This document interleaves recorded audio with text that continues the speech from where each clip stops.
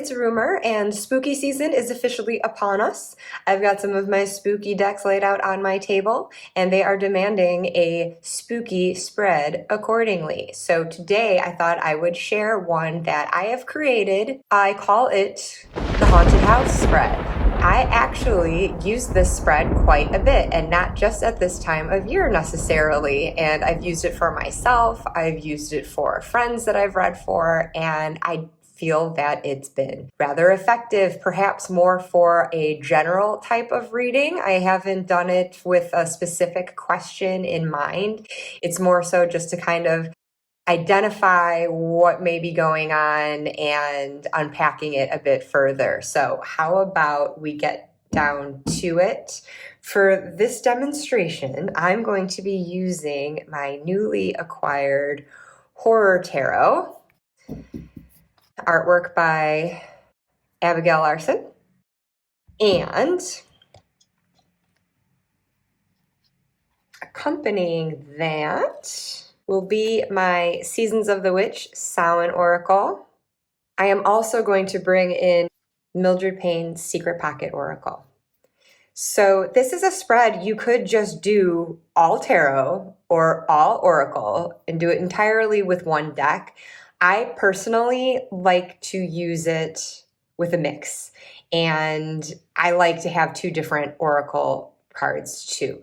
So I'll just show you how I approach this then. To start, we do shuffle, shuffle, shuffle, shuffle. Again, I don't have a question in mind. I'm not, oh gosh. Well, here's the moment of truth. Do I do a personal reading for myself?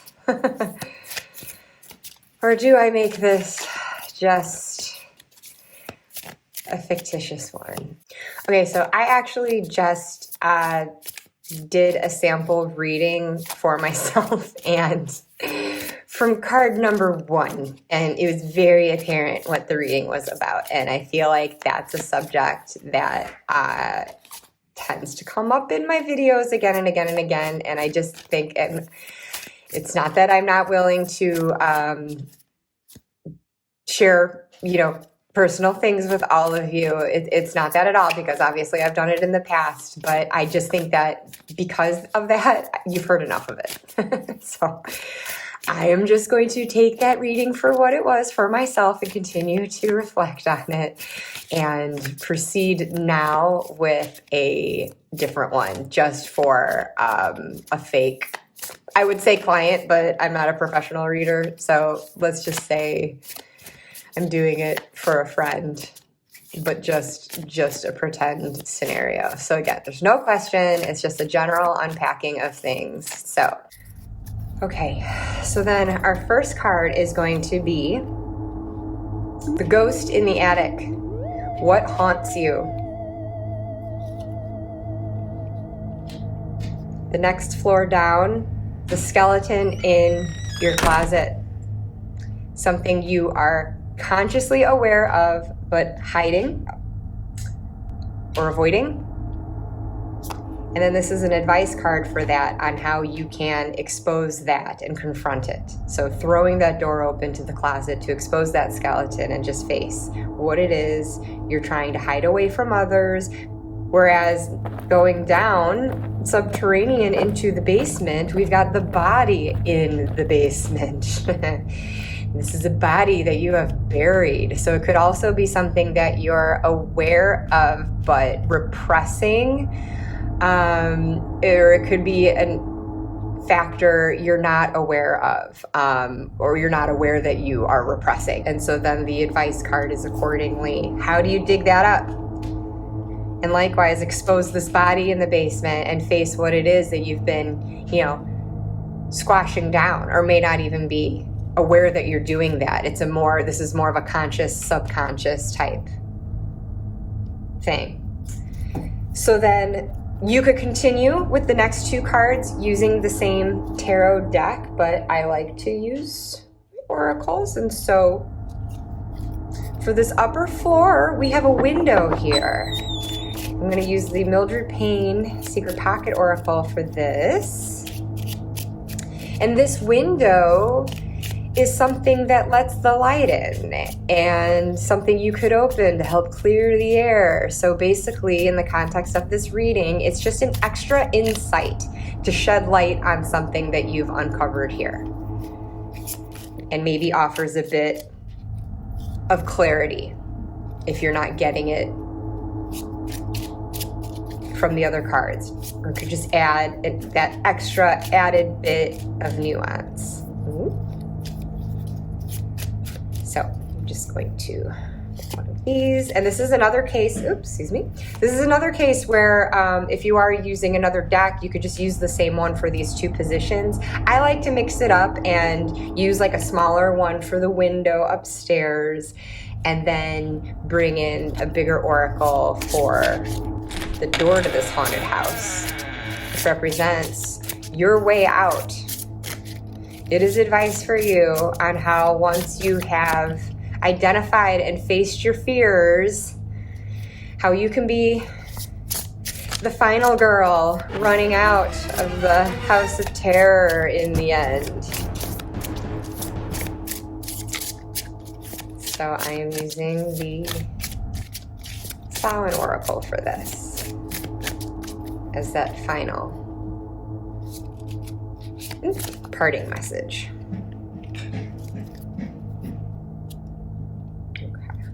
I hope everything is showing up okay here. I'll hold the cards up individually at any rate, so you'll definitely see what they are if they're not showing up so great this way. So, okay, so for my pretend friend looking for a general reading, the haunted house of it brings some levity for Halloween, of course, but we are ultimately looking at fears. We are looking at things that we are hiding away, repressing in our subconscious possibly. It's shadow. So it can end up being a heavier than expected reading. I know when I've done it for myself and for others, that does prove to be the case. So it is a haunted house that you may want to tread lightly in, especially with those rotted, squeaky floorboards that your foot might break through. So for the ghost in the attic, it's so hard to read these titles. Gosh. Four of Swords. Interesting. So what haunts you, my friend, who is not there, but I'm pretending I'm speaking to? It's interesting to take this card in shadow, because I love the Four of Swords, because monkey mind me. I love this idea of just like taking a break, maybe taking a nap and kind of stilling those thoughts and just taking a rest from it all. But maybe that's what haunts this person, the fact that maybe they don't get this opportunity to do that. Or are they afraid possibly to be left alone with their thoughts? Are they the kind of person that like has to keep busy so that they don't think about the things that are frightening them? So I'm actually, now that I'm talking that out, I'm kind of leaning towards that. I think that this person doesn't want to, open, well, I would say this can of worms, but it's coffin of vampire, as it were. But they might be afraid of this kind of stillness and to let these things creep in. So whatever from the past might be those prevailing thoughts affecting them, they're just not interested in bringing that into the light of day. Even though technically, if we're talking vampires, if you got it out in the light of day, then, dies, turns to dust, or catches on fire, So anyway, I'm being stupid right now. Okay. Skeleton in the closet. Ooh, we've got the moon. So this is something that this person is deliberately stuffing away. And I think that again, they're not facing their fears, the things that are, in the dark that need to have a more light shined upon it. I think they're afraid to face that. And maybe there's even an aspect of their selves that they are afraid to look at, more of their primal and maybe shadowy self. They don't want others to see that. They don't want to acknowledge it in themselves. So I'm already, just from these two cards, I'm seeing this as being a reading for someone in good need of some shadow work. And I'm just going through this quickly because I don't have a person that I can dialogue about this with, so it's just more so to just demonstrate this spread in general. So as for something that could expose the skeleton in the closet, we have 4 of Wands. This looks very Beauty and the Beast to me. I think that, we see two people here who are very at ease with each other, and it's a moment of celebration. And again, it's another 4. And so I think maybe instead of like having that like sort of pause that can allow you to sort your thoughts, give your mind a bit of a rest, it coincides. There's that sense here too, where like maybe if you do that, it's not about letting something scary out and exposing yourself and being afraid that you're not going to be accepted. Just sort of like celebrating where you've come from, who you are, the positive and the negative of it all, and having that ability to do so with the people you're closest with and who will get you and will join you in that and can be supportive. So I think that it is like calling, this repetition of the 4, calling for that sense of stillness, but knowing that you don't have to do it alone. And I'm saying you now, where before I was saying they, second person, third person thing. I didn't mean to be inconsistent, but there we go. So I don't know. I don't think I'm even like articulating it well, but I just feel like if this person just allows the situation to happen and kind of doing it within a safe space with people that are well trusted, I think that they would find that this isn't actually as scary as what it seems to be, and they can just kind of like step into themselves and own that and just step out into the light. So let's open this window and get a little bit more light shed. And house. Okay, so when I see 4 of Wands, I do tend to think of domesticity. I think of it as like a coming home, at least for the time being, before striking back out on that journey. But this is reinforcing for me that sense of domesticity. And so I really do think that it is just sort of like, let's find this like time of stillness and celebration with the people in your home, like whoever that might be, a partner, children. That's your tribe within the home. And I think that may be at the root perhaps of these things that are niggling you. And if you're feeling like you can't be truly yourself or like communicate things that scare you, give the people in your life at home more benefit of the doubt than that. And it could result in a happier household than what you're anticipating, just when you think maybe you're going to be like blowing that situation up. I don't know. Body in the basement, we've got 7 of Cups. So look at all these tantalizing, creepy little options here. I think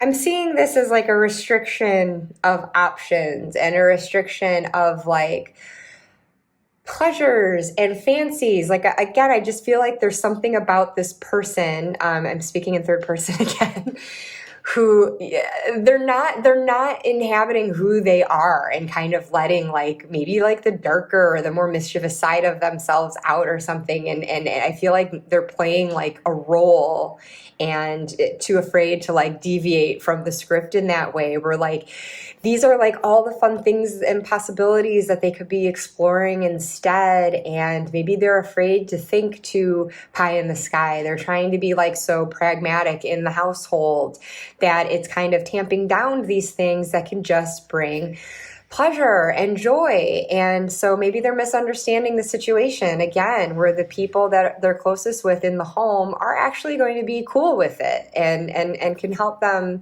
enjoy these things and maybe pursue these opportunities. And who knows, maybe this is also just like a whole smorgasbord of things from this person's past, like the things that they don't really want to be thinking about in those still and quiet moments alone. So clearly it's something though that has to be brought to the surface though. And it just seems like I'm just seeing that there's like, this person has no shame in bringing that stuff to the light.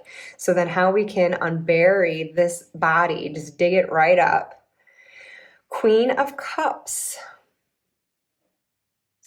So whether this is the person coming into their own with their emotions and having that handle on it, and maybe this is their role within this household, a sort of a maternal, caring, nurturing figure. Maybe it is just, bringing these fancies into that role, that it just helps unlock the heart a bit and they can be a bit warmer about things, where it's not just like running the household on like a ship and keeping everything operating efficiently, just bringing more of that like love and compassion into the situation. Or this is someone else in the household that this person can talk to about these things. Whether these are shadowy things from the past or they're just actually like aspirations this person has, but they're just too afraid to share because maybe they just doubt themselves and if they're capable of it, or they think someone's going to like mock them for it. I don't know. So this could also be signifying identifying this person. You can have that. And then again, get that kind of result where it's like, oh, you shouldn't have had to feel bad about that. You can come to me about anything and this is great. Good for you. Let's dance. Let's talk about how we can make these things happen. So then the door, the way out. Ooh, we have the wolf. Devour the ferocious calling within the howling of your spirit. Run wildly into the freedom of your knowing. You kidding me? All right.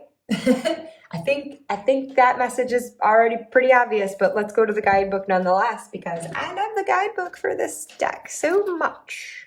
So what are we looking for here? Okay, here we go. But I mean, honestly, wolf, like, get out of here. Keywords: instinct, freedom. Our instincts are a roadmap to surviving this human experience. Instincts give us the urge to eat when hungry, to cover up when cold, to seek sex when aroused, and to sense danger even when we cannot see it with our eyes. Instinct and intuition are gifts from the powers that be to help us discover happiness, support, and well-being.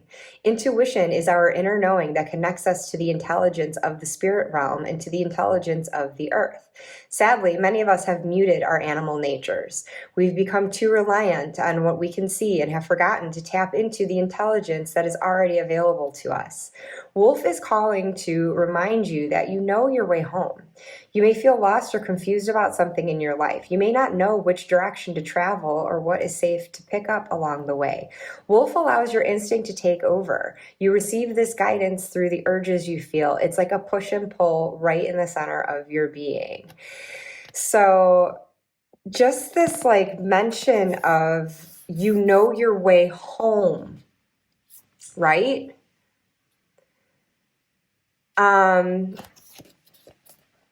I wasn't interpreting this like in a domestic sense, but that kind of opens it up to a sense of like a more of a figurative sense of home. You could also look at this again and interpret it in view of that, like the coming home of oneself. And it's wonderful how much that echoed what I was taking away from this card. And when it's speaking to the intuition, I mean, that's something that the Queen of Cups certainly embodies. Of the 4 queens, I consider her to be the most intuitive. So again, where this can be interpreted as this person, this querent, embodying this as themselves.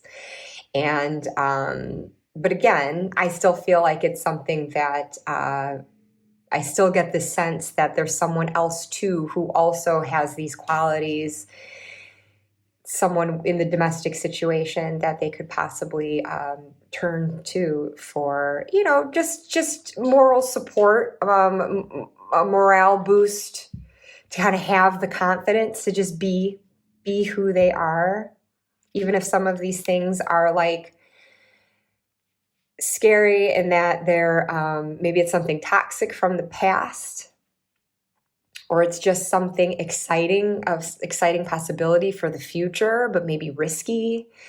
Whatever that case may be. But obviously the overarching thing is that this person needs to find this like stable stillness of the 4 to just kind of let themselves sit in that intuitive space and just own who they are, and just not be afraid of what might emerge from that. Whatever things in shadow they might not like to see and they might not want others to know about them, to just integrate that and actually see how it can be put to use constructively too, and just kind of like, let loose. Because just from this first card, you see this very claustrophobic, contained situation. So that I just had this impression before that this is someone who keeps themselves very like reined in, not really letting things go. Again, just kind of playing the role they feel that they're supposed to be instead of just being who they are. So, okay, I'll stop babbling about that because it's not even a reading for a person, but hey, if it happened to resonate with anyone out there, then that's cool. Maybe this reading was for you and I just didn't even know it. So take it with a grain of salt. But this is just an example then of how this haunted house reading can play out. And in the way that I interpreted that, I, regarded these as things, again, this spot, it's subconscious, conscious, but this can still be something that the person is aware of, but they are just like actively seeking to repress. It can be the thing that underlies this. So, I've got these positions, but, you can also be like a little loosey-goosey in how exactly you're interpreting them in relation to each other. Because as you uncover card after card after card and you start to see how they all interrelate, you see how it all just feeds in together and kind of the levels become diminished and it just all becomes this like one cohesive thing together. It's just the structure of the house helps just unpack that layer by layer. So once again, the card positions are the ghost in the attic, what haunts you, the skeleton in the closet, what you're hiding or avoiding, how you can expose and confront that skeleton, and then the body in the basement, something that you're repressing or might not be aware of, and then how you can dig that up. This is the window, which adds an extra insight, sheds light on something, maybe clears the air a bit. And then this is the door. This is your way out of the situation. So in this sample reading, this person's way out is just owning who they are. The good with the bad, the stuff they want to see, the stuff they don't want to see. Okay, well, I hope you enjoyed this. I don't know if you would find this reading something helpful for you in your own life, or if it's something that you would want to use for reading for others. I think it can make for a fun Halloween time activity. I guess the thing to bear in mind with it, though, is that as lighthearted as it seems with like the whole spooky haunted house theme, it really inevitably is going to uncover some uncomfortable truths, perhaps. So just be aware of that if you're doing that reading for yourself or for someone else. It's not necessarily going to end up being the most lighthearted of things, as I learned when I was doing the first sample reading for myself. It really held a mirror and made me face some heavy, heavy shit. So just bear that disclaimer in mind. But yeah, if you do decide to use it, I would love to hear how that works out for you.